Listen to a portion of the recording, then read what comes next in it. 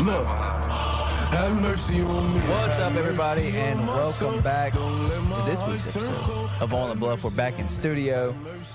Welcome back to me, I'm in studio. man. Gabe Coon's back in studio after wedding, honeymoon. He's back. What's up, man? I was actually here last week, but you guys, we didn't It was a communicate complete- well oh my enough. God. But Yeah. hey, it's fine. I'm glad y'all gave me my Monday off after the honeymoon. Yeah. Why not? We did that on purpose. Yeah, it was a travel day from hell. I bet it was. American how far Airlines. is the flight? It's only 3.5 hours from Miami. So And what's it like, 2 to Miami? 3 to Miami? Something like that? Yeah, two. It's Two and a not half. far. It's not bad at all. It was like the flights aren't terrible at all. Now, St. How- Lucia is closer to South America than it is in North America, so you'd think it'd be a farther flight, but it's pretty close. How was it? It was unreal, Yeah. man. It was great. Me and Kenny were talking about it. They say money can't buy happiness. It absolutely can. It like for 6 days, that was happy as hell. I'm And then sure I it get was. back, like getting back to the States, going through customs, like the reality that hits you You're is like, just dang, I'm back. shit. Yeah. Shit, man. We're back. But you know what? I got back into I thought I was going to be very depressed my first day back in the studio. I was fine. I was all You were good. fine? Yeah, You I was handled good to it go. well? Yeah, I was good to go. It was a good week last week. Good. Well, But shit, man. congratulations again. Thank you. We love you. All right. We're happy for you. Did we approach the conversation I brought up to you last week on the air? What, Well, about me leaving? you guys were gone by the time Brother. you just didn't know enough people. I mean, I Okay. get it. It's fine. It's fine. Like it's just like it was like 150 of my family members. So There was a lot of freaking people there. There was it really only 150? There's no way. that- no, It's just my family. family. Just Just family. my family. Oh, my God. Yeah. So It's a huge wedding. It was awesome. Your wedding was gorgeous, by the way. thank you. Yeah, you Well, were thank you. gorgeous, by the way. Oh, thank you, dude. Hey, that suit, man. Let me tell you, we bro. clean up there, brother. I'll You tell came what. walking down the aisle, and I was like, who the hell is this dude? Yeah, and he didn't go with the fade, like the full fade. You went with the taper, Taper, yeah. which took me off guard a little bit, but I was a The fan of taper, yeah. I hadn't got a haircut in so long. Oh, we know. But Yeah, or be- oh, or- we know. it. Or we beard know. trim or anything. Yeah, no, but no, the taper. It's the taper. I always get the taper. I don't really go full fade around the head. I don't like the. You did for the engagement shot. Kinda. Not you didn't do It was just the in side between. It was kind of in between fade and taper, wasn't right, it? but you did just like the side taper for Yeah, the wedding. I like the little bubble right Yeah, here, yeah. and then in the back, just sort of fading it in. Yeah, And I try to keep it relatively long. it was a good look. It was Yeah. a good look. Thank you, Good look. thank you, guys. You guys. Tracy did ask me, she's like, you think Gabe's going to cut the back of his neck for the wedding? Of course I am. Taylor would have whooped my ass. I bet she would have. Oh my lord! Could Yeah, you they- imagine? We literally sat down and they asked me that. She was Taylor's family would be like, "Are you marrying a werewolf?" like, yeah. She was like, Tracy was like, "You think he cut his hair?" And I was like, "Yes, he absolutely cut his hair." Yes. Taylor would not let that. No. She was Hell like- no. she goes- You should have heard her like the week of. Like, are you gonna get a haircut? And I'm like, do you really think I'm Right. not? You think I'm an animal? You think I want to take pictures with this? Right. I have like a mop and my hair is just it was Yeah. grody. Right. I was like, damn, she doesn't think that highly of me, but I mean, she married me, so. But I told you my one disappointment, and I'll air it on here as well. Okay. So I obviously wanted to give you a hug and Yeah. tell you congratulations and everything. And I thought for a moment You thought that for it a was moment. coming. I saw you. I felt the electricity. I saw you through the little The curtains. curtains. Yeah, after the ceremony, me and Tracy and Kenny were going to sign the book, and I looked. Or take your picture for the book. We did that as soon as we walked in. Yeah. Okay. Yeah. Yeah, you'll see it. Okay. Sharp looking, at least People. one man Yeah. and one woman. There you go. I No. look like a daggum Shrek in that. No, he didn't. No, he didn't. in that Kenny, in picture with Christian and Tracy, I was like, Kenny brought it too. Don't let him lie. But I look over my right shoulder. I see this beautiful newly married man. We lock eyes. Electric, because it's electric. Between me and you, it's electric. And I was like, oh, he's gonna come. And there was like that nice like wedding music playing in the Right. background. We gave a little acknowledgement Yeah. to each other, and I was like, he's gonna come bear hug me and probably pick me up. This is my expectation, and so I'm gearing myself up for this. I'm excited. I'm like, man, Gabe just got married. He's looking at me. He's finna come wrap me up, give me a big bear hug, and it did not happen. That way at the reception, I would have done that. Oh, I know. I know. But you guys took pictures after the wedding for like 2 hours, Yes, and I had to it bounce. was ridiculous. Yeah, I It's couldn't. quite ridiculous. I couldn't hang in there. I talked to the only people I knew, and that was it. I talked to Alex, and I talked to Kenny and Tracy, and Connor and Brad Yep. left right after the ceremony. So we tried to stick it out, but then Chick-fil-A started to sound really good. We had all food up there, brother. Yeah, I know, but It wasn't Chick-fil-A. it wasn't Chick-fil-A. Oh, my So I struck out. I was trying to find. We had you a when I mashed left. potato bar and some more sounds stuff, wonderful. man. Come on. I even asked Alex. Bang Bang Shrimp. I was like, Alex, Shrimp cocktail. where's the big guy at? He was like, oh, I have no idea. They actually, had no clue. I feel like I got held hostage right after the ceremony. Yeah, They that's threw me in. They typically threw what me in a happens. room, gave me a plate of food, and they said, "Wait till the reception when you guys get announced." So I was like, "Okay, fine." So was that's tired, that's so- my one grievance. I'm sorry. Well, Not that it's all about me or anything, but if it I'm was, sorry. I'm sorry. It's okay. I'm sorry, buddy. It's okay. I know that like when you look back on your wedding day, that will always be a regret, and I'm okay with that. Did anything go wrong? Somebody asked me, "Did anything go wrong on your wedding day?" I didn't get to bear hug Christian and pick him up. That's my one regret. Man, That's terrible. Yeah. So it happens, but Okay. I got the bear hug when You I got walked it when in you the walked studio. in. Yes. 2 weeks late, but 2.5 weeks late, but it happened. But yeah, And also, to be fair, you can if you put yourself in my shoes, making the rounds at that damn wedding was ridiculous. brother, I'm just giving you a hard time. I Made can't me wanna imagine. cry. I Dude. can't imagine. That's way too much There's too many social for people. me. Did I not text you that morning and say you're not going to remember a damn thing about Yeah, that you day? did. You did. Was You it not did. crazy, man? It went quick. It went quick. I remember more moments from my honeymoon than the actual wedding. I'll say that. 1,000%. For sure. Because honestly, the wedding's more stress. Until you get to the reception, it's more stress than Oh, fun. I'm sure. Yeah, I'm sure. You're just worried about everybody getting there. And we had a bunch of people from the Northeast that got caught up with a bunch of rain and bad weather. So, Y'all's friend that did the Moving wedding flights around did a and really all good that. job too. yeah. He did. Father Marcin.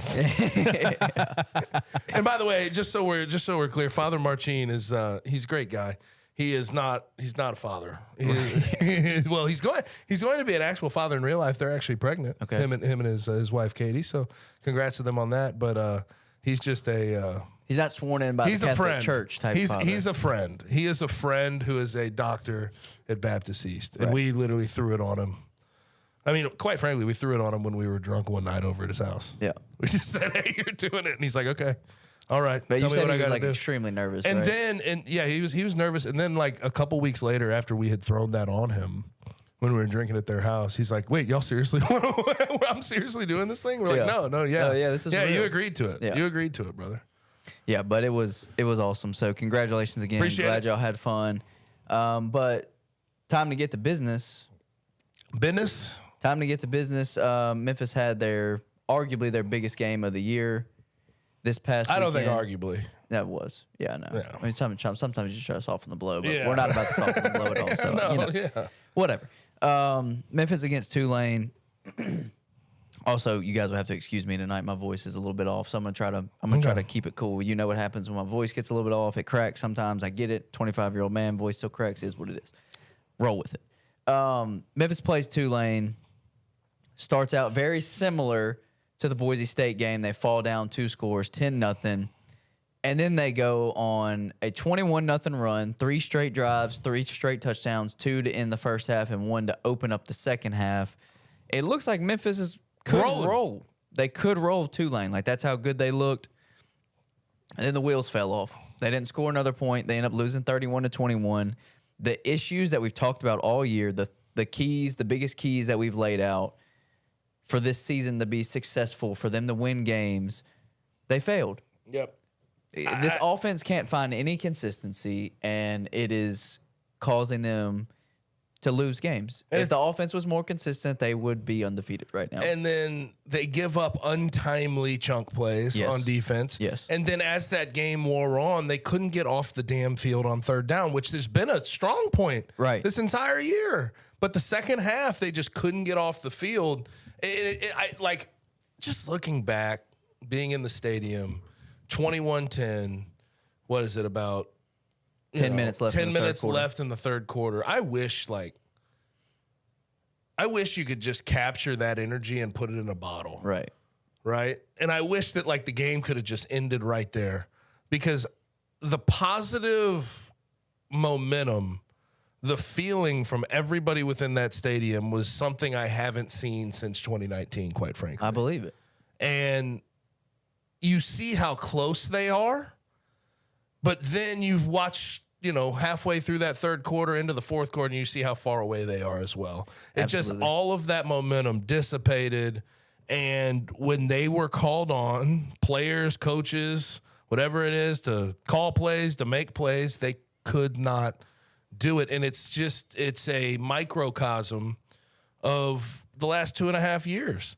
You get in these games against teams that are supposed to beat you, or that are toss-up games against good opponents, and more times than not, you end up losing because you give up leads, you shrink in the moment, and you can't finish. And I know that going into this offseason, and most of this offseason, this was the staff talking about finish. Finish was like the operative word. But you see that those, after something like that, you see that those still at this moment are just words and not actions at this particular time. Yeah. Because you got to win games like that. I'm tired. Like, they tend to win the games they're supposed to win and lose the games that they're supposed to lose. At some point, you have to get over top. You want to be the best team in the AAC. You want to be the best team in the group of 5. Got to win those games. You got to beat Tulane. I don't give a damn if Tulane beat USC last year. I don't give a damn if Tulane is at the top of the group of 5 this year. If you are the program that you say you are, if you're setting these expectations to win the AAC, to get conference championships, you have to beat that damn team no matter how good they are. And there's no moral victories. We've seen what this program could be, and I share frustration with a lot of the fan base as well. Yeah. I mean, that's the truth of it. It is frustrating to see where this team is at time and time again. Yeah, I want to pick something that you said out of there specifically, because I don't think it could have been said any better, and that's that they're so close, but they're so far away. This is by all means, and this isn't trying to sugarcoat anything or look through, any rose-tinted glasses.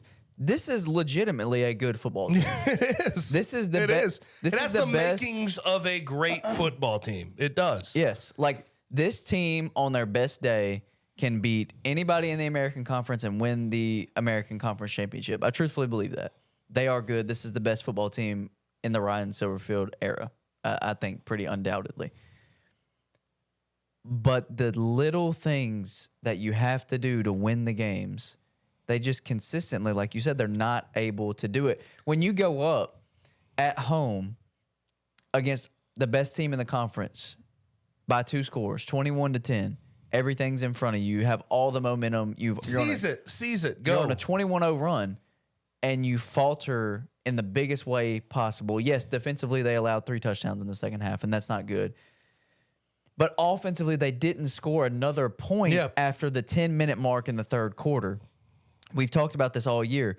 This offense has looked really good at times, but they tend to get stuck in the mud where they just can't do anything. Whether it's turnovers, whether it's not being able to get the drive starter plays, the 5 to 7 yard plays early in the drive, running the ball to stay in front of the chains. They fail to do that in these moments. They turn the ball over. They turn the ball over on downs. Also, they struggle on 4th downs in these situations late in games. We've seen it in multiple games now this year. And it's just frustrating to see the same instances reoccur. Yeah. Because it did have some similarities, maybe not as much so, to the Missouri game, the other loss on the season. I know that was more of a trailing game, and they didn't allow Missouri to come back, but just in the management and in the crunch time, they just didn't have it. Like the crucial moments, even in that Mizzou game, it's like you have to go get a stop, and now here goes Cody Schrader going nuts. Right. It was at Mekhi Hughes getting whatever he sort of wants, getting those nice paced runs on first and second down. Like, you just have to be better in those crunch time moments, and this team doesn't necessarily have the coaching and the playing that really gets on the same page in those moments. I see guys like for Tulane, for example. What's it? Chris Brazel, number 17, the tall receiver. He only had 3 catches for 103 yards. Yeah, but every time, and he's not by any stretch of the imagination their best receiver, or like, he's a true freshman, first of all. But he's the type of guy who's in the margins, just one of those guys in the margins. When you ask him to make a play in crunch time, he's going to go make those plays. Every time that Tulane needed something, that guy Chris Brazel, number 17, was there to go make that play. Yep. And they held on to the ball. You call it little things. Interceptions and turning the ball over, that's not a little thing. No. But I think when you break down the interception that I think flipped the game, which was the out route to Rock Taylor, balls behind him, the difference between Memphis being able to keep that drive alive, see some momentum, potentially go down to score, to take the lead, I think what would have been 28-24 at that point. Yep. If they score a touchdown on that drive. The difference between making that happen and not making that happen on that interception was about a yard, where Seth Henigan decided to throw it a little bit behind him on his left shoulder instead of toward the sideline and his right shoulder. Mm-hmm. And that's the difference in sort of the momentum and the way that game went, because I thought once that interception was made, nothing went right for Memphis after that. It was over. No, and I didn't have confidence that they were going to be able to seize any momentum back. I didn't have any confidence they were going to win that game after that interception. No, and that was a drive. They were driving in that moment.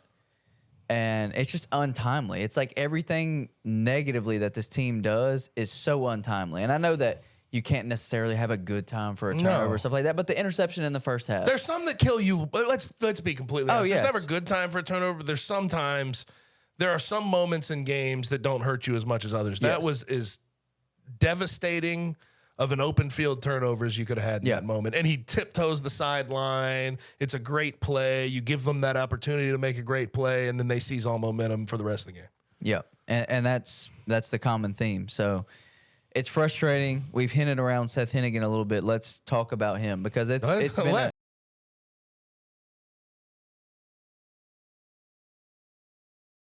we felt like after that Boise State game, maybe he had turned things around, because that was a lot of people saying that was the best game he had played in his career. But Boise State's just not that good. They're not. But and then he turns around, sidebar, throws an early interception, was really struggling. Then he leads the touchdown drive where he goes 3 of 3 for 85 yards and throws a touchdown on that drive. Demir looked good. Yeah, Demir looked really good. And some of the throws that he made were incredible. The throw to Demir, fading off the back foot, perfect. The throw that he made to Kobe Drake in the back of the end zone, beautiful. That's the one where he's fading off his back foot. But you can't have the Jekyll and Hyde, and that's what it is. I want to get something out of the way first, because I see a lot of this sort of trickling throughout the fan base. Can we address the Tevin Carter thing really quick? Yeah. Like, respectfully to Tevin, I think Tevin's a hell of a talent. He likely is, based on what's on the roster and what this team could be going forward. If I don't know what's going to happen with Seth, he's got one more year, of course, but then you're going to have contingencies and plans for after that. Tevin could be the future quarterback of the University of Memphis. But the thought of Tevin Carter seizing the opportunity and being the starter for this team is a far out one. Yeah. And I think it's a desperate one that's trickling throughout the fan base. Yeah, Seth gives him the best chance to win right now. Seth Henigan is the best quarterback in that quarterback room right now. Yes. And there's no doubt about it. If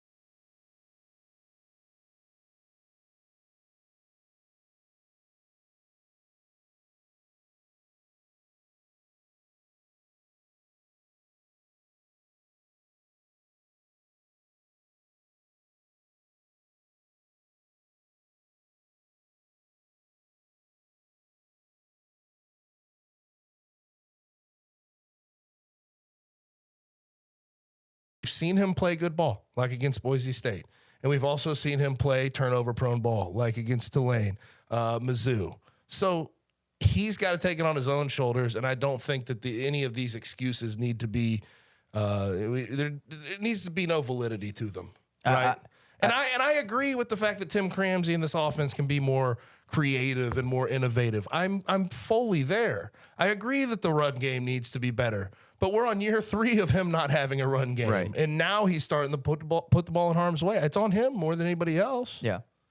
I mean, I completely agree with you. Yes, everything that you're saying as far as the creativity and all that, yes, that's one conversation, but turnovers don't come from a vanilla or lack of creativity on offense. They just come from, most of the time, bad ball placement. Yes. Or bad reads. Yes. Now, there are obviously cases where balls bounce off hands and, crazy stuff happens. And I saw some people doing the Rock Taylor thing. Oh, it bounced off Rock Taylor. I don't know if that's his fault. It was his fault. It was a badly placed ball on his back shoulder when he's running out of bounds on an out route. Right. That ultimately falls on Seth's shoulders. Yeah, so you can't place turnovers on an offensive system. It's not a valid reason. And I don't know if it's set. You can place bad offense on an offensive system. Yes. And the lack of sort of explosiveness, running game, all those other things. Place that directly on the offensive system. 7 picks? Yeah. No. Can't do it. That's on ball placement. And that's on 2. That's on number reads. 2 himself. Yeah. So, we've talked about these 3 games for a long time and what they meant to the season. Memphis ultimately went 1-2 in them. And they beat the worst of the 3, clearly. Yes. Where does it go? Where does it go from here? Is there? I mean, obviously, they've got a relatively easy conference schedule ahead of them. But here's the thing: like, I think we'll learn. To be quite frank with you, I think we'll learn a lot from this weekend against UAB. Battle of the Bones, baby. Yeah, it's back. It's back. So back. Yeah. But and all of college football rejoices. I think we'll learn a lot because, like, Thank you, all Kenny. of college football rejoices. I think they're almost like UAB is probably on that Boise State type level, but we saw how close that game was even at home. They're on the road against UAB. This is going to tell us a lot about their resolve coming off an emotional game against Tulane where they really wanted to win and they came up short. Show me what you can do on the road against a conference opponent to sort of revitalize yourself, show a little bit of confidence. I still don't fully understand who this team is, though, man, because, like, their wins are against bad teams. Yep. And, like, I don't think Boise State's the worst of the worst in college football, but think, like, Navy, Arkansas State, Bethune-Cookman. Yeah. And then their losses are against top 25 caliber teams. Like, they're somewhere in the middle. I think they're a good team. I don't think they're necessarily a great team, but they have a chance to show they're a great team because – outside of SMU, all these games they'll be favored in and they should win. And I asked myself this, like, and I want you to comment on this as well. What gets the fan base back engaged? What gets the fan base hyped up? Hey, this is the moment. This is the year where we saw it all turn around for Ryan Silverfield. I don't think that just because they lost to Tulane, that's completely out of the realm of possibilities. If they won out, beat SMU 10-2 in the AAC championship game, win or loss, I think everybody's back on board. I think that's the only way, though. I think the season has to end in an AAC championship game appearance. There's one other thing that I think you cannot rule out. Lost to SMU, which would stink, but you win the rest of your games. You go 9-3. You get into a big bowl game against a decent opponent, and you win that. You have 10. You're 10-3. Maybe. And I know that, like, winning and success can sometimes spoil a fan base pretty quickly. We've seen that in the past. It's a commonality. We see that. And maybe there's a little bit of that in this fan base as well. But I don't know how you could look at 10-3 and not be encouraged at least some level. Yeah. At some level. Yeah. I mean, those are the only 2, though. 8-4 for the regular season? No. Anything less than 9-3 in a solid bowl win, it's unfortunate. And you could say that, it's fickle from the fan base or it's unfair from the fan base to feel that way. But anything less than 10-3 in some type of bowl win, I just don't see how people get excited. And I think expectations absolutely 100% change when Cincinnati and UCF and Houston Yep. left the conference. Like Of it's course. just this schedule is cupcake. It's kind of a trash schedule. So you have to show dominance like that with that type of schedule ahead of you. Yeah, I mean, you laid out those two options, but the question was to get the fan base re-engaged. Yeah. And in my opinion, I think 10-3 with a bowl win is successful. But I think not everybody. I think to get the fan base engaged, it has to end with a conference championship game appearance. Okay. I just think that's the only way you're going to rope people back in at this point. Okay. What kind of confidence level do you have that this team can do that? That is a question. I was at a lot of media, around a lot of football media today, and that was a question that was being tossed around the entire day. And I think I'm going to be lockstep with a lot of folks. I'm quite skeptical Yes. that is going to happen. You have to take it 1 week at a time in that scenario. And this team has shown that against, these toss-up opponents, if you're on the road, things can rattle them. And they've shown that they can lose these type of games. Yeah. And this is a lot of games ahead of them still. Yes, I would follow that with not very from me. How many games do they have on the road? 4? Is it 4 of 6 on the road? Yeah. Yeah. They have 2 more games at home. And I mean, they're not good teams that you play on the road. No. I mean, you play Temple, who sucks really bad. North Texas, UAB. Charlotte, Charlotte. and UAB. What are the home games? SMU, and South Florida, and South SMU. Florida. They could Is lose. that right, Kenny? I think that's right. I think That's you're right. right. I That's think you're 100% right. Yeah, I don't know. I genuinely don't I'm know. skeptical. I mean, like, It's still all. I would chalk up. Like, I'm sorry. After watching that Tulane game, it's hard for me to chalk up a game against SMU, even if it's at home, as some type of win. South Florida's not terrible.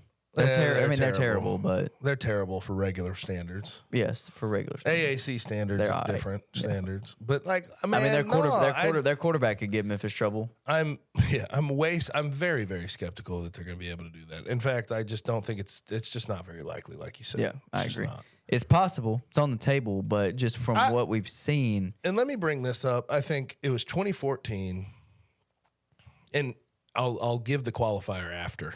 okay. It was 2014, the Miami Beach Bowl year, 10-3, ended the year ranked in I think 25th, right? We started 3-3 that year. Mm-hmm. Lost to Houston in just like dramatic fashion, hated it, and we ended at 3-3 like right then. We rattled off 7 damn wins in a row. Yeah. It's possible. Even when you think it's not probable, it is possible.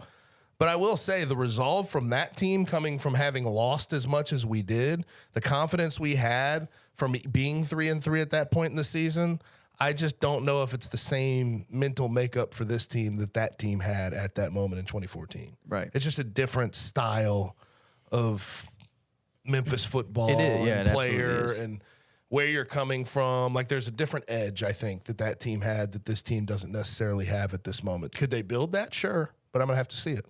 I think some of the things that Tiger fans are frustrated about is in some ways some of the messaging that comes out from the coaches and from the way that it's discussed. And do you guys think that Tiger fans have a right to be frustrated about what they're seeing out there on the field right now? Or because it is said, I mean, Ryan said it today in his press conference. He said, our 2 losses were to 2 top 25 teams, which is true.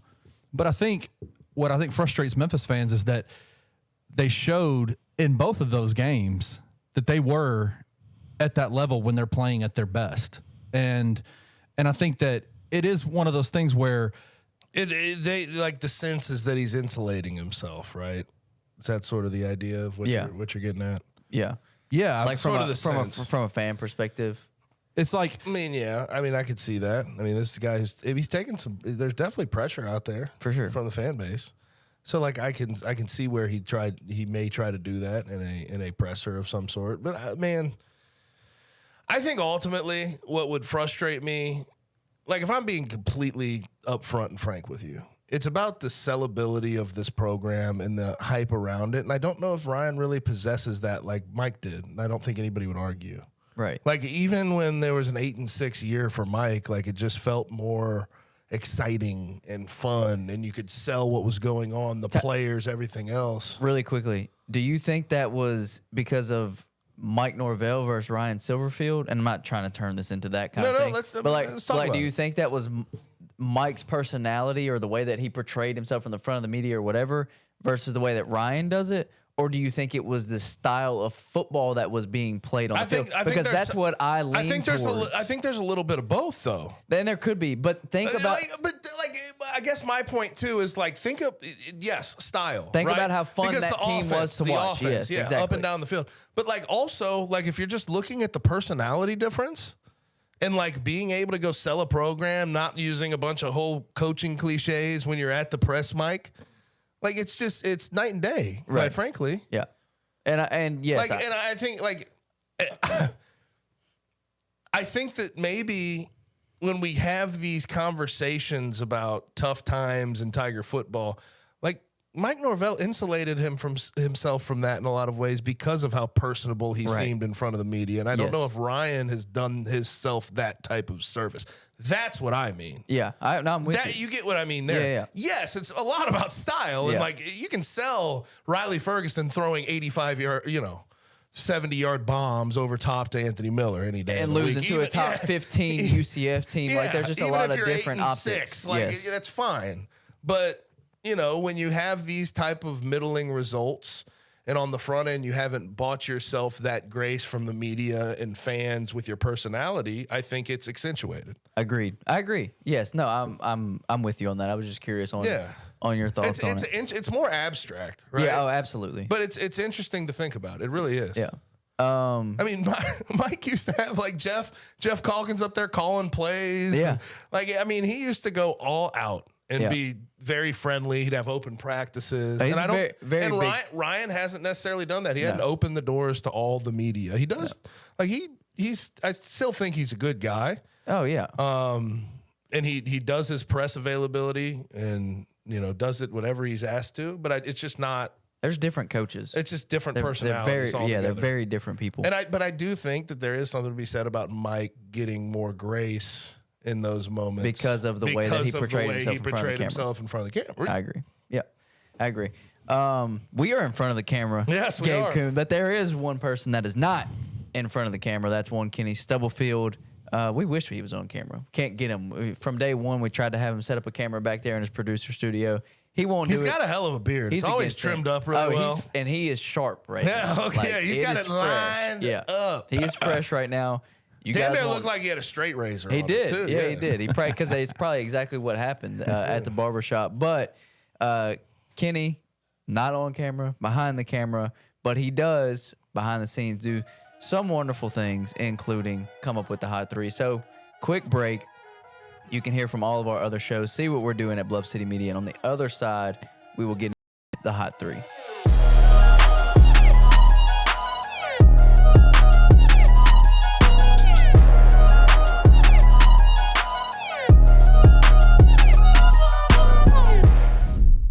Bluff City Media and Bluff City NIL are proud partners of Coaching for Literacy, a Memphis nonprofit using the power of sports to impact childhood literacy. When you donate to Bluff City NIL through Coaching for Literacy, your gift is 100% tax deductible.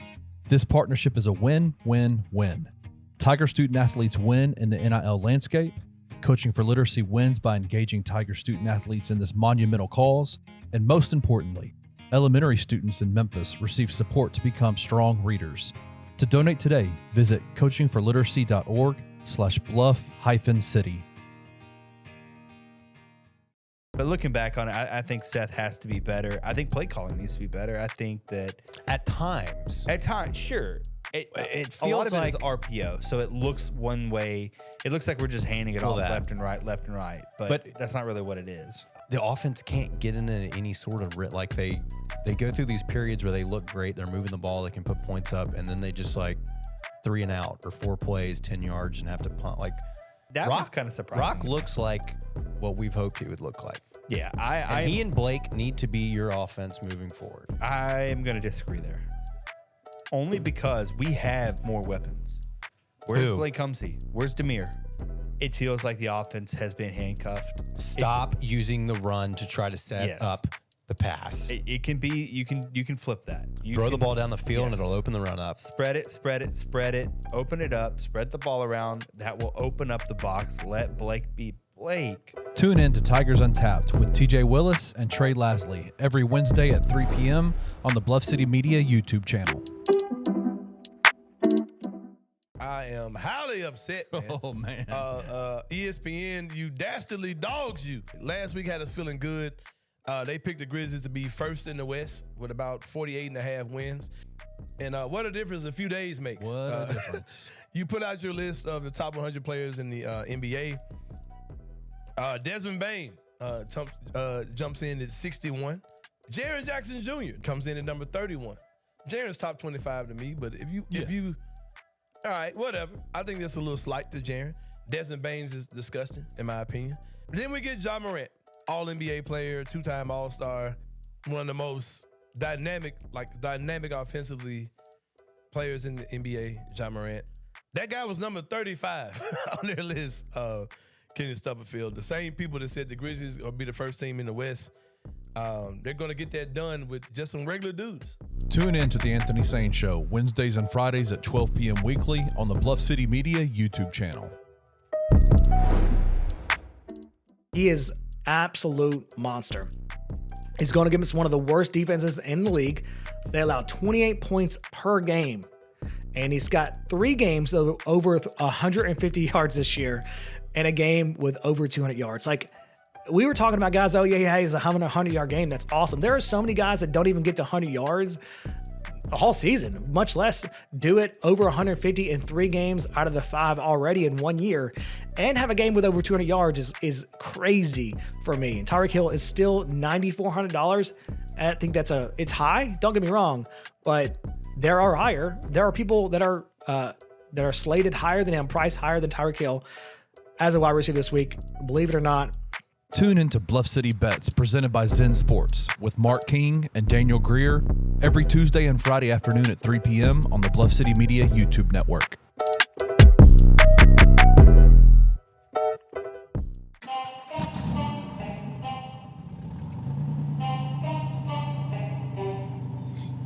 Discover a world of possibilities at Streetcars of Memphis. Revamp your ride with the ultimate auto transformation. From booming audio systems to eye-catching wheels, powerful lift kits to sleek drop kits, cutting-edge LED lights and light bars, we've got it all. Unleash your style with confidence. Feel the next level of auto care at Streetcars of Memphis. Your dream ride is just a visit away. Visit us online at www.901scm.com and let the transformation begin.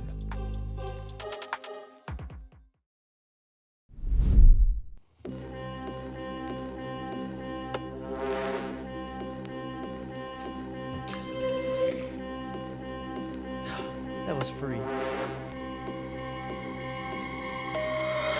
Yes, we are back. What? Yes. Why did you say yes like that? Yes! Yes. Yes! You almost gave me a yes queen. Yes, there. Queen. Oh, Lord. Kenny coming in hot. Hey, man. Man, it's been a while. That was Is that good? strange yes. Yeah, It was very, just- very strange. It just threw us for a loop. I'm sorry. Did that But feel, did that we feel good? are ready to Did that go. feel good for you? I don't know about that. Uncomfortable, just a tad bit. But Listen, we're here. This is the Hot 3. And guess what, guys? It is presented by Streetcars of Memphis. Listen, if you have just a normal car, it's cold outside, gentlemen, right? Like it's getting there. It's Getting getting there. chilly outside, right? You might need to like get your car ready for the winter. Streetcars of Memphis can help you do that. They can change your oil, get your snow tires on. They can do all the things you need to do. All right? But if you wanted to pimp your ride, let's say you have a catamaran, all right? The very one that Gabe Took in St. Lucia. floated yes. around on in St. Lucia. If you wanted to pimp that, almost cussed. If you want to pimp that John out, they can do it for you, You man. almost cussed hard. I did. They can do it for you, man. They can do all the things for you. So if you want to go to, listen, Streetcars of Memphis is in Memphis, owned by a Memphian. Go check them out, man. Link is in the bio. Description. I say this every single time. Every time. Link is in the description below. Streetcars of Memphis, we appreciate you guys sponsoring the Hot 3. You boys ready? Yes. Do it. Yes. Man. Yes. Yes, Queen. Freaking kidding. All right, we're ready. Okay, let's get go. it rolling. Let's roll. He's just a little rusty. I'm a little rusty. You didn't like the Yes, Queen? No, not even. Not even. Something. All right, listen. UFC 294, man, already gonna be a badass card, right? Charles Oliveira at the top with Islam Makhachev fighting a rematch. Then in the co-main event was gonna be Khamzat Chimaev versus Paulo Costa, or Costa, or however you say his damn name. The roid head guy. The roided guy. Yeah. Well, Paulo was out. He went out with some kind of like staph infection. Yeah. And then Charles got cut bad. Like he showed a picture of it. It was nasty. Like his whole eyebrow was hanging off, basically. Nasty. And so what did Dana White do, Gabe and Christian? He made it better. He made it better. What do you guys' thoughts, man? Tell me who's fighting. All right. What's 294 looking like? So the replacement for the Makhachev fight is Alexander Volkanovski, Yeah. and the replacement for Paulo Costa in the Khamzat Chimaev fight is freaking Kamaru Usman. Yeah. I can't even give Dana full credit for this because I think he's just blessed with Active superstar fighters. fighters that want to be active for his promotion. Yeah. Like, you can give Dana all the credit in the world for this, but the card got better because these two guys wanted to step up and wanted to take on these fights and these opponents. Yeah. So now we get a rerun of the arguably great fight of the fight. was that this year? It was this year, right? Yeah, it was this year. I think Yep. so. Arguably fight of the year so far. It was just a 5-round masterpiece. And of- they've run it back, dude, in 1 year, in one calendar year. It's crazy. Yeah. So that was an absolute masterpiece of mixed martial arts. I'm sure it will be again. Super excited for that. And then we get to see Kamaru Usman at 185 for the first time, taking on Khamzat Chimaev. And the winner will fight Sean Strickland for the middleweight title. God. See, here, I'm pretty skeptical about what Kamaru I'm Usman's with gonna you. look like. I was about to bring that up. I'm like, 2 losses to Leon later. I'm just kind of Going up. And he's going up. he's going up. But like, he's a great fighter. Oh, he's no incredible. one's gonna deny that. But like, I don't know how many fighters have to tell you, like, when they have the belt, there's a different confidence that they Right. possess. And he has now lost the belt, and then got smacked around the second fight and couldn't get it back. I just want to know where his confidence is at and like what he's going to look like. And there's a transition. I am very skeptical about Kamaru. Yeah, I think he is a plus 230 dog. First time he's been an underdog Whoa. since the That's a That's a massive. lot. That's big. since his title fight against Tyron Woodley. I would like when to he won see the him beat title. Khamzat though. Oh, I would too. I'm a big Kamaru Usman fan, Yeah. and I'm just interested to see what he looks like at 185 versus 170. And Khamzat, I think in a lot of ways sort of got the Dana White preferential treatment, just a tad bit. Oh yeah, Yeah. So In what way? like I don't know, like just a quick the way he ascended the way he he climbed the ascended, ladder. yeah. I mean, he went up very quickly. Well, he I smacked mean, Gilbert Burns around. I No, mean, but that's what we're saying. Yeah, he went. but, like- he went to Gilbert Burns. yes, very immediately quickly. right after Kevin. Was it Kevin Kevin Holland. Holland? No, I think Kevin before? Holland It was after. Yeah, then Yeah, you got Kevin Holland. I can't remember who he before fought. before Gilbert. It was Was Gerald Meerschaert the last? Li Oh, Jingliang. Leach. Oh, yeah. he fought the Leach. Yeah. He beat him up. Yeah, like, Yeah, He just but trashed still, everybody, though. man. He trashed No, everybody. he trashed everybody, but it's like I don't know. There's other guys that just sort of get that slower burn. Yeah. But honestly, to be fair, the Gerald Meerschaert. Is that how you say it? Meerschaert. Whatever the hell. Shart. I said short. Yeah, I did too. Meerschaert. I did too. Yeah, it's Just just call him doesn't sound GM3. right. Yeah, GM3. GM3. The way he knocked him out, like it was very captivating. So I can see where Dana was just like, he's like, I got to get this guy Right. damn main event and like make him look damn good. I need to get him against some like stars. See if I can sell it a little. I get why he did it, but I do feel like he's gotten some preferential treatment. Yeah. Do you think that so Kamaru Usman 93% takedown percentage, best in the history of the UFC. Khamzat has, I don't know what his percentage is, but is ranked right up there in terms of being able to take people down. You think their wrestling's going to cancel each other out? Yeah, I think they're going to end up staying on the feet in this fight. Who wins that fight then? I think Hamzat. I think you probably give the advantage to Hamzat there, but Kamaru Usman is no slouch on the feet. Nah, he bro. has proven He's gotten better. He's proven that he's gotten really, really good in that area. Now, is he? He's not as the most creative, As I say, he's not the most or natural versatile, striker. but he has heavy hands. Yes, he does. And now he's not cutting, which we'll see what he looks like, what his power looks like. But he's also Cutting. not fighting a Leon Edwards, who is one of the most masterful strikers Yes. in the game. Right, Agreed. and Hamzat's striking is nowhere, It's nowhere on near. the finesse level of Leon Edwards with the kicks and the body shots and everything that Leon Hey, does. if we're gonna talk about Kamaru having some heavy hands, my dog Hamzat. Oh, has they some both. hands. Yeah, they both He do. has some heavy hands too. It's a very interesting fight, and Yeah. I think we know what we're gonna get. I think I'm Islam more Bolt. interested in that one, but I do think the pure mixed martial arts mastery we're going to see Yeah. from the main event is going to be ridiculous. Agreed. All right, Kenny, let's move it on.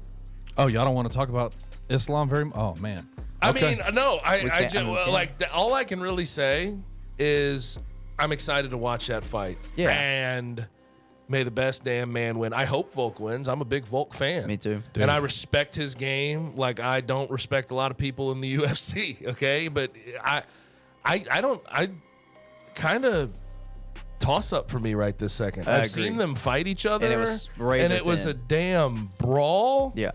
It was active. There was a lot of action, and it was still very close. So I again, think- toss up. We'll see. And here's the other thing about Volk. He's not. You are not going to catch him by surprise with anything you No. do. I He think- is going to be. He's going to have a great plan. I think without a shadow of a doubt, in my opinion, if Volk gets a full fight camp, he wins this fight because he is in no way, shape, or form scared of Islam. He knows exactly what he feels like now. On 2 weeks, Different. I'll be interested to see what it looks like, but I still think Volk wins. Okay. Oh, you got Volk winning. okay. I got Wow. Volk. I got All Volk right. Are you is strong enough in that to put some money on it? No.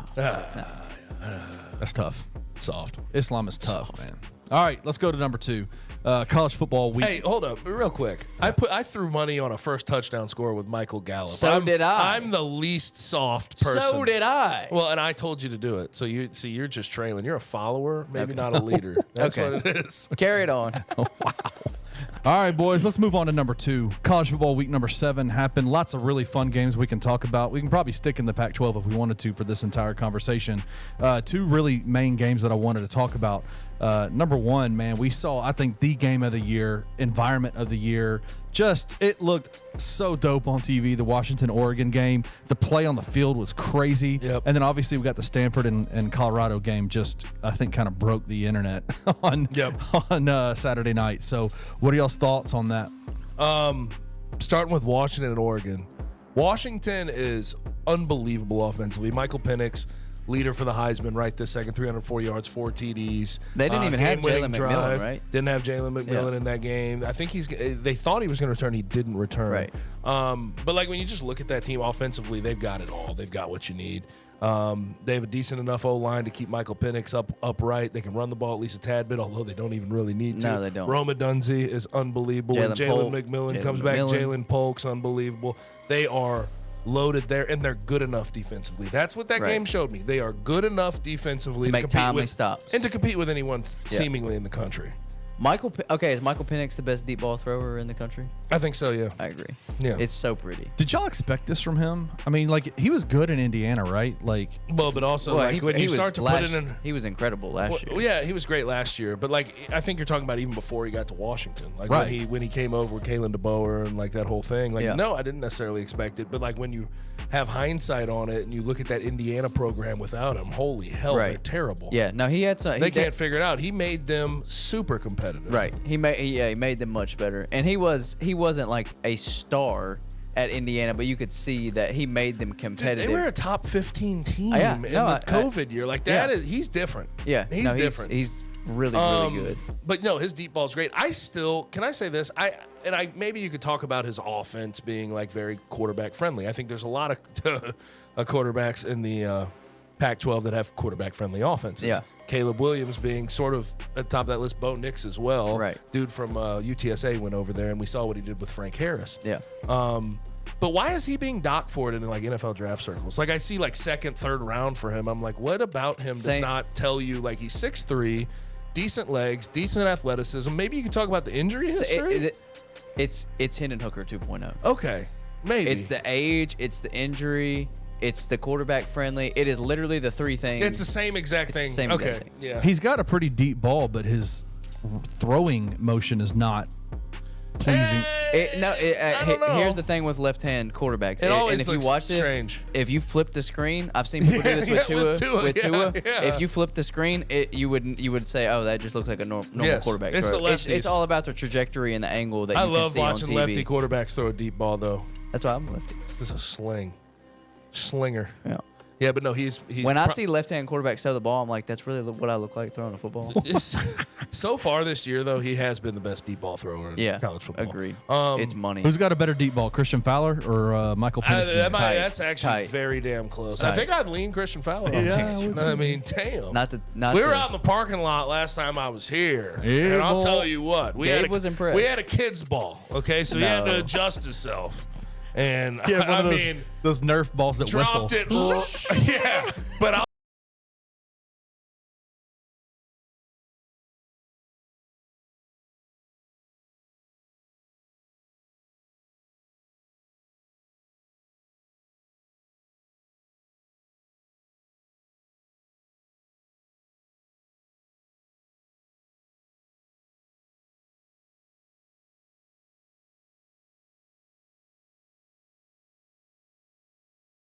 Get the hell out of here. Get the hell out of here.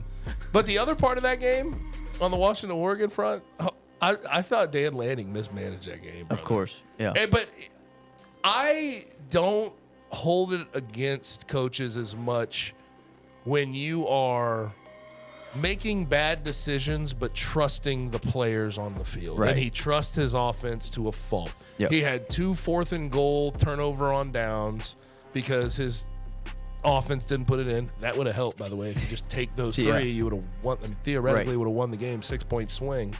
And then at the end of the game, put it in his offense hands again. You're on the Washington 47. You're driving in. Looks okay. About 2 minutes, 16 seconds.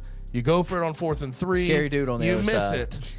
Now, again, trust his offense, trust his dudes. And I think there's something to be, that's something to behold. There's not a lot of coaches that do that. But I think sometimes you have to take into consideration who's on the other side of the field. Yeah. And if you give Michael Penix a 53-yard field, he's going to score on you, and he's going to go up in that game. And in all fairness, if they punted it and gave him a 90-yard field, He still could have done it. he probably would have But done make the same it as thing. hard as Yeah, possible. right. Yes, you have to. Let me ask you this. It's kind of the knock against And Bo then know what Nix. stinks, too, for Dan? Had a field goal set up from Right. what was it, 43 yards? Yeah. And still, I mean, it looked like it was going to be good, too. Until the end. Yeah, but One of the knocks- that's brutal in itself. One of the knocks against Bo Nix at Auburn was that he wasn't able to win kind of the big games. Did we kind of see that happen again this weekend? No, I'm not there. Yeah, I don't think so either. I think Bo is a completely different quarterback than he was at Auburn. He was terrible at Auburn. Like, let's call it. No, what it is. he was good trash. his freshman year, but then we know Gus Malzahn after year 1 with some of these solid quarterback recruits, it just seems to trend down. Happened with Stidham, happened with who's that? I'm forgetting the guy who is it Mike? It's not Mike White. Mike White didn't play there. No. There's somebody else. There's another guy that I'm not thinking of. Whatever. Beyond the point. It happened with Stidham, happened with Bo. It sort of trends in the wrong direction. But he's in a great spot for himself. He's got a great friendly offense for himself, and he's slinging the ball all over the field. For sure. Let's talk. And good running backs. Bucky Irving's a yeah, stud. Bucky Irvin's really good. Troy Franklin, receiver, is awesome too. Troy Franklin needs more. I mean, he'll be a top 15 pick. Top 20 pick. I would imagine. Let's do a little bit of USC Notre Dame. I think this is one that caught a lot of people off guard. Caleb Williams. Not me as much. I mean, maybe not 48-20. Right, I agree. I thought Notre Dame was the better team. We had seen them play competition. USC has rolled over cupcakes, so it felt like Notre Dame was the better team. But to absolutely thump them and to make Caleb Williams look human for the first time in his collegiate career, really, throwing 3 interceptions. Notre Dame's offense really didn't have to do much of anything because they were operating on short field, so Sam Hartman didn't really have to open it up. They basically just leaned on Estime for the majority of that And game bullied controlled the the hell clock, and then bullied out them. of- Yes, out of which USC. is not surprising. We know Alex Grinch. Talk about him. We know you're not a fan. I can't stand it. But Yeah. like Alex Grinch is a Lincoln Riley problem at this point. 100%. Like I'm putting Alex Grinch on Lincoln Riley. This has gone on too long. Too far. Brother. Like, come on, dude. You're at USC. You have one of the best offenses in the country, one of the best quarterbacks in the country, Heisman quarterback, guy that'll be the #1 overall pick next year. And you keep sitting by this guy who has you bottom 25 in yards allowed in the country. Yeah. Has you bottom half in points allowed in the country against a cupcake schedule, against Arizona and San Jose State and like the likes of those teams. Like it's just Lincoln, be serious, man, Right. with yourself. Like you have to have a come to Jesus moment at some point. And like I don't know how that hasn't happened through the Oklahoma days, through year 1 at USC. Dude, you should have done this a long time ago. Yeah, I agree. And now it's too damn late. Yeah. Because now you're going to have to deal with Caleb Williams out the door, bringing in another that- quarterback to try to deal and with. They that's- have Malachi Nelson, and Malachi he's Nelson, solid, yes, but you but- have to develop him. And Caleb Williams, kind of a generational prospect. So now, truthfully, you're wasting Caleb Williams. You You're not. kind of This are. team is not winning a national No, championship. hell no. Absolutely and I not. said that going into like it was funny. Like on my show, I came back from my honeymoon. The first topic I had was USC playing a 3 OT game with Arizona and how they were going to lose one or more of these games down the stretch of the season. I saw it coming from a mile away. Right. I said you have at Notre Dame against Sam Hartman. We've been talking about this since like for week sure. one. But then you have, but I know, but then like you just sort of you start to see it in action, Right. and you're like, this defense is even worse than I thought it was going to be. Yeah. it's horrible. Yeah.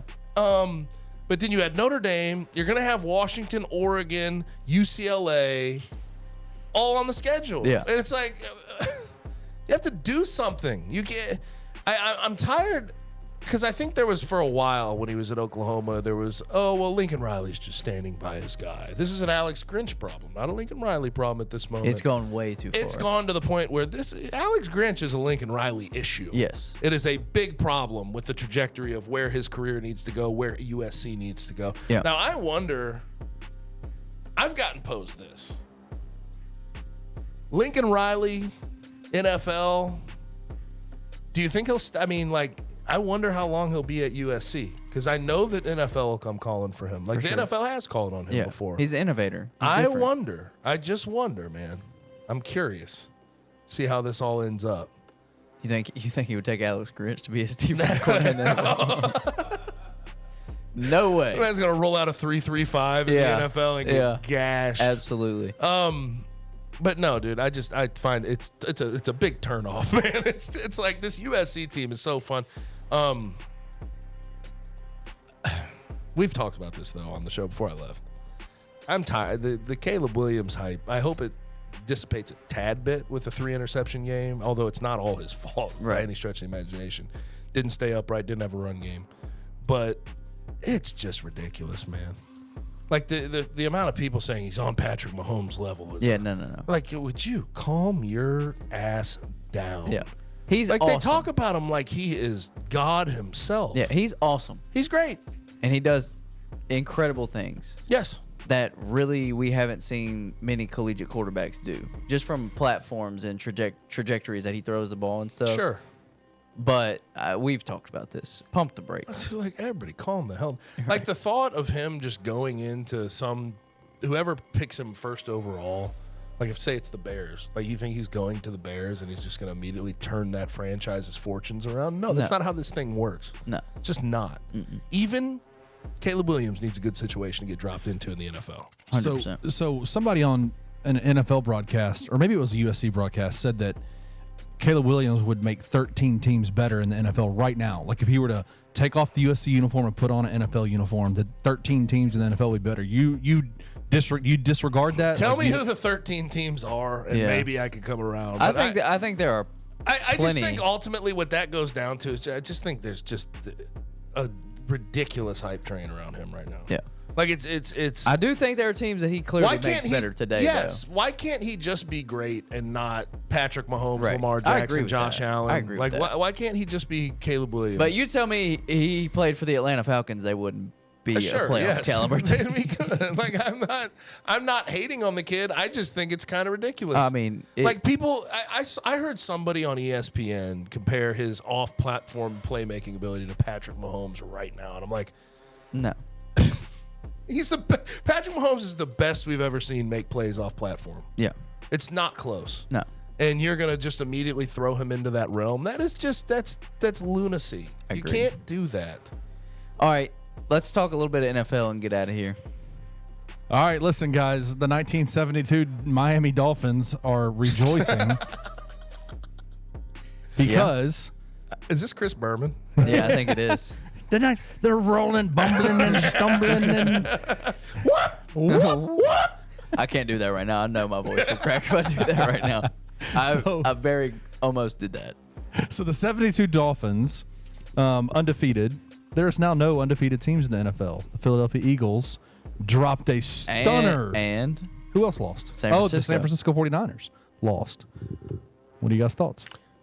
Are they still the two best teams in the game right now? I was 49ers, yes. I was definitely more stunned by the 49ers losing to the PJ Walker-led Browns than I Yes. was Know what- the Eagles losing to the Zach Wilson-led Jets. You know what pisses me off about 49ers fans, though? What? They have the damn nerve to come out, the unmitigated gall to come out and say, oh, well, Trent Williams got hurt and Debo got hurt and Christian McCaffrey got hurt. I'm just sitting there. I'm like, wait, PJ Walker. PJ Walker didn't start for the Browns, or did he? Right. Like, what are we talking about? And throw 2 picks. Yeah, like what are we talking? On a side note, yeah, I was surprised by it, but Jim Schwartz has that defense playing ball, The best ever. ball, bro. Through what is it? 6 games they've allowed 1,000 yards. They're or 5 games. scary I think they had a good. bye. So They're- 1,002 yards in 5 games is the least ever allowed since like 1950. They're terrifyingly good. 100%. Like no, like I've seen like just about every quarterback you roll out there. Like Brock Purdy's gone for 300 on multiple occasions this year. He threw for under 100.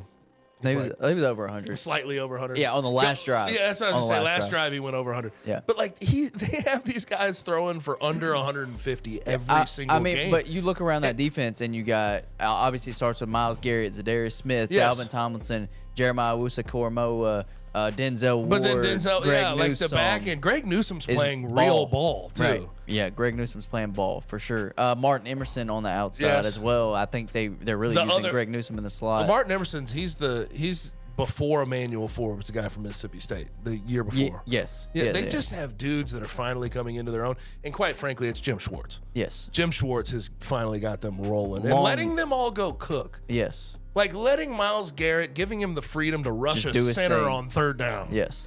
And cross them up. Yeah. You know what I mean? Yeah. Just letting them all go For cook. real. It is fun to watch that defense, man. Grant Delpit as well. Don't forget about Grant Delpit. yeah. They're loaded at all 3 levels. Like they've got superstars at all 3 levels. Jim Schwartz, I wonder how it's going to look this offseason with like I know he's had his He's had looks. plenty of shots. He's had his opportunities, but damn, he's a hell of a DC. Yeah, he's been rolling. Philly, I think everybody kind of saw this coming. They've been winning pretty ugly. Jalen's been playing bad ball. Yeah, Jalen has been playing turnover ball, which is weird for him. Yeah, he only had 6 interceptions all last year. He has 7 this year. Yeah, or I think it's the other way around. I think he had 7 last year, 6 this year. But yeah, he's turned the ball over a lot more. They just haven't looked like that dominant force that they looked like last year. Yeah, they still have all the juice in the world. Oh, though. 100%. Like all these guys. They'll- I think Jalen will figure it out. Yeah, we'll look up at week 10, 11, 12, something like that, and be like, oh, Philly's rolling everybody. Something's again. kind of it's been something kind of strange for me. Like I think that the Bills do this too with Stephon Diggs, because you see like maybe AJ Brown and Stephon Diggs sort of have that same mentality of like wanting the ball to get fed to them. You've seen them on multiple occasions go after the sideline when they're having a rough game.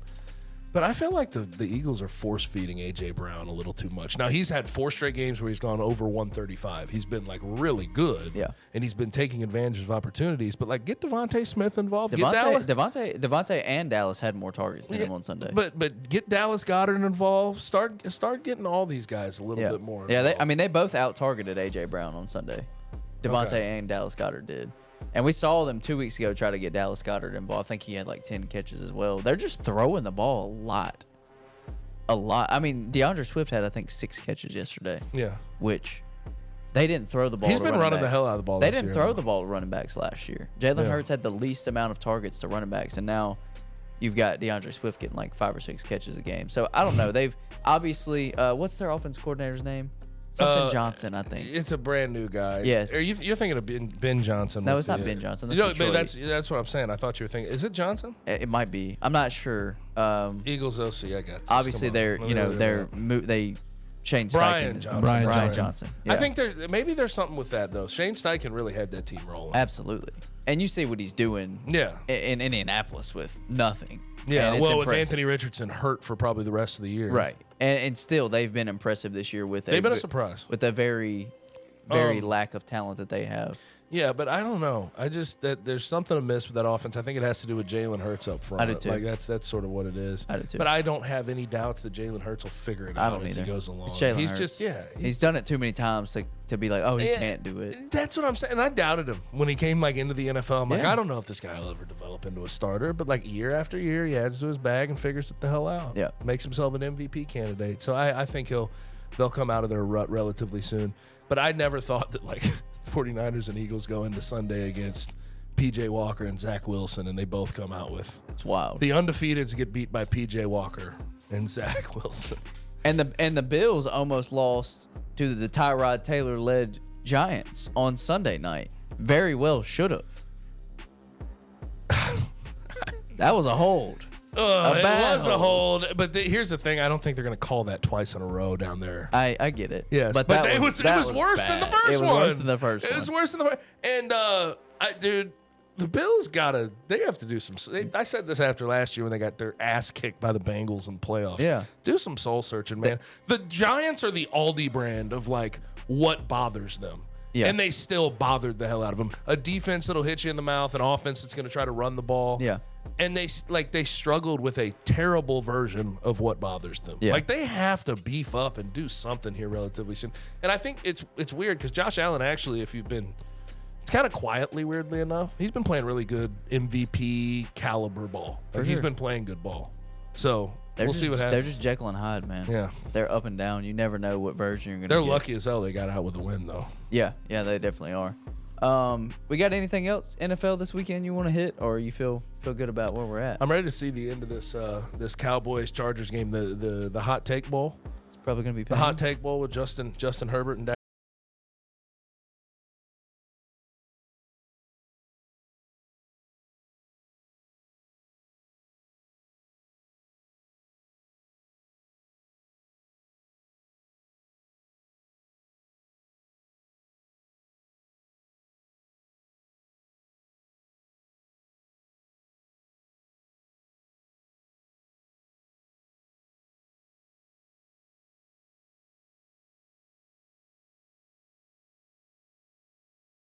guys back here next week. Thank you for listening to On The Bluff. If you enjoyed this episode, leave a rating and a review wherever you download your podcasts. Also, like and subscribe to Bluff City Media's YouTube page. Head over to www.bluffcitymedia.co for comprehensive coverage of Memphis sports and how you can become an insider.